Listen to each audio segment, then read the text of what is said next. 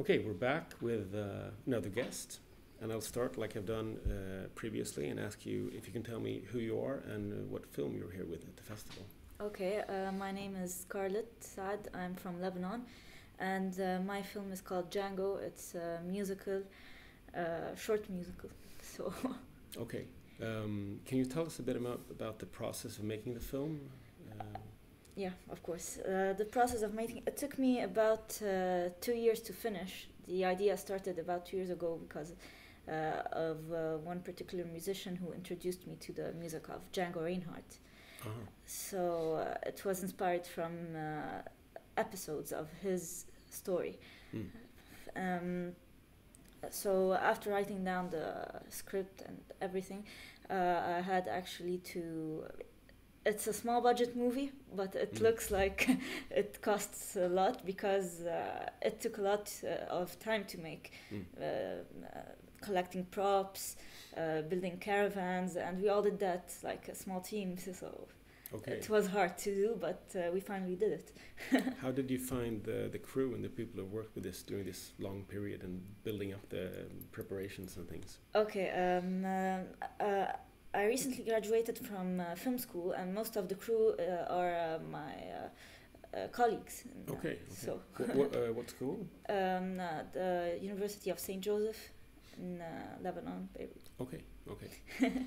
And when was the film finished? Now recently, or?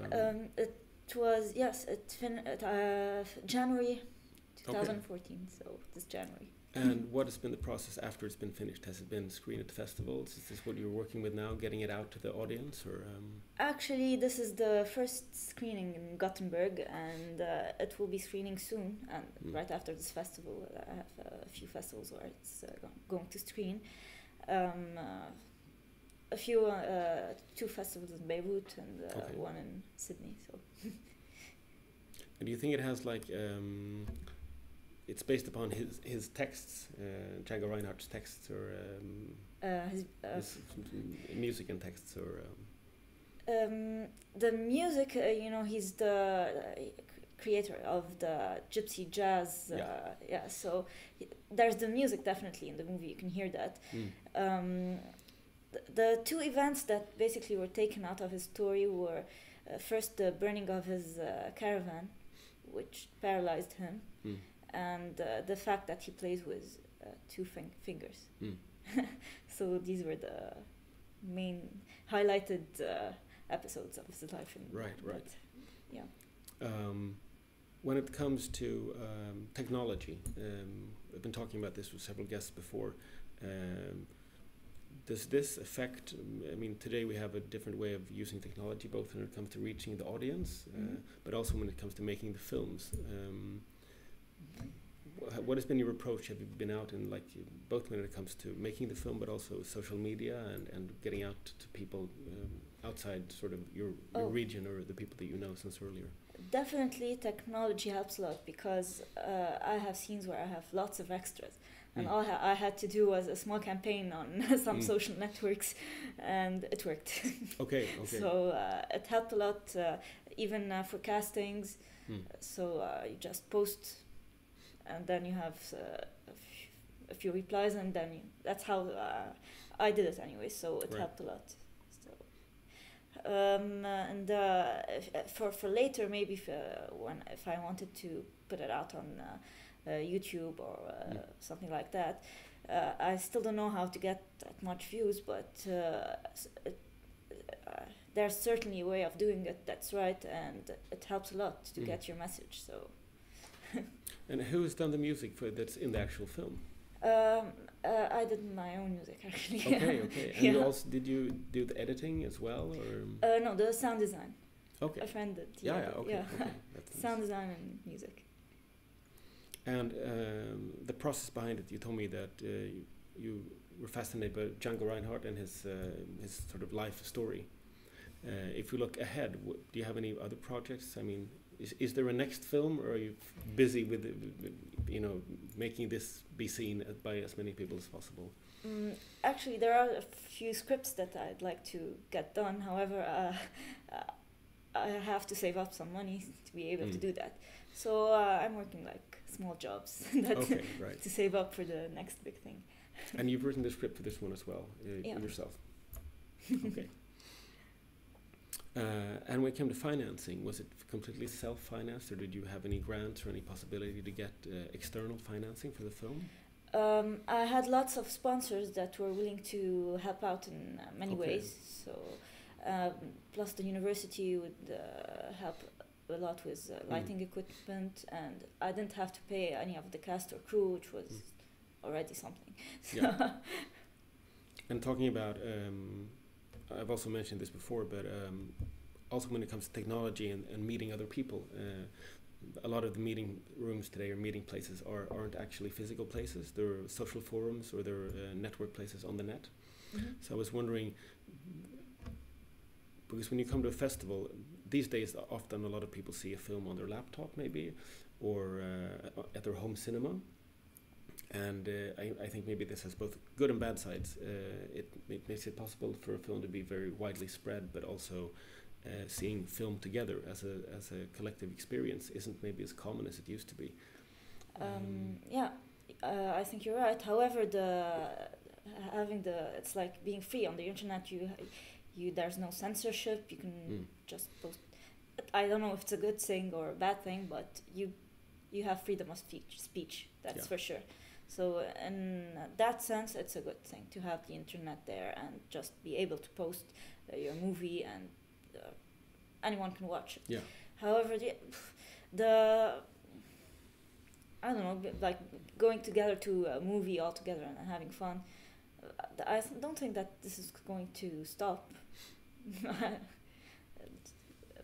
The only thing that might stop is maybe watching a DVD all together. Yeah. But going to the cinema, it's like going to watch a concert. That's the idea of it. So it won't stop. At least for me, I don't see it. No, I agree with you. I hope so as well. I was sort of leading this on to the question about this festival or festivals in general. If you have, do you think it's important that we have festivals that people meet and definitely. It's definitely very important because for me, I would not have gotten the chance to meet all these directors from different countries and be able to see what they think about my movie. We're a small country anyways, and based in so it's very important to have that. How did you find out about our festival, the Gothenburg Indie Film Festival? A friend from university suggested the festivals, and so he sent us the link to send our links.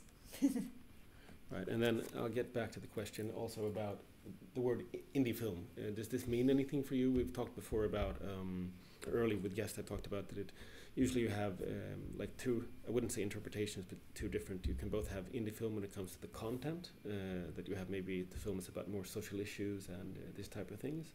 And also when it comes to the making of the film, that maybe it's a lower budget, but there's more of a freedom. Yeah, definitely it's a combination of both, or it might be one or the other.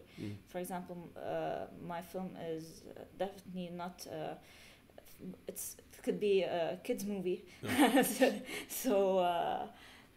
but it's an independent movie because the budget was really cut down and the days that it was shot in the minimum of days that we could. So, but of course, if you have a film that's a handheld camera, but the content is powerful, it could be a good movie, an independent movie as well. So so that's it.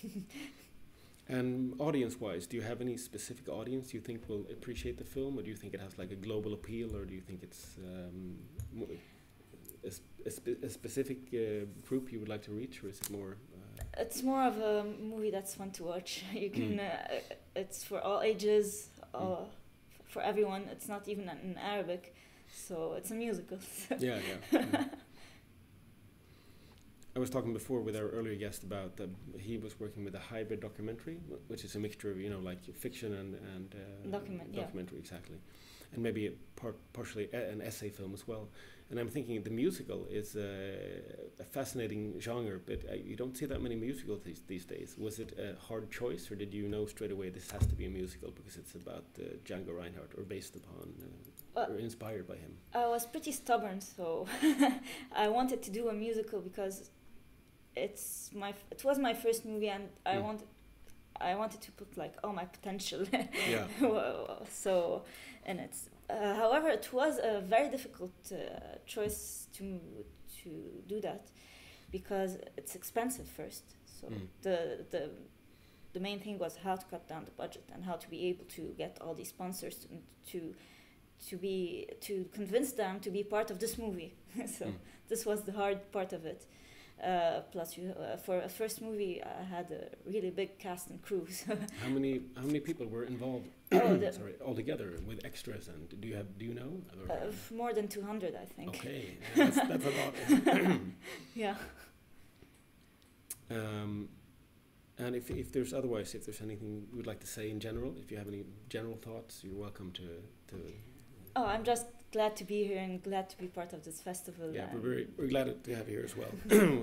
It's been a great experience, like you said, with meeting everyone. And so my final question is, if someone sees this on Vimeo or on YouTube or in some other context, or just a general sort of idea when it comes to maybe mostly young people who haven't started making their films, but maybe they have an idea or a thought or thinking, or on the border of saying, yeah, maybe I should make a film.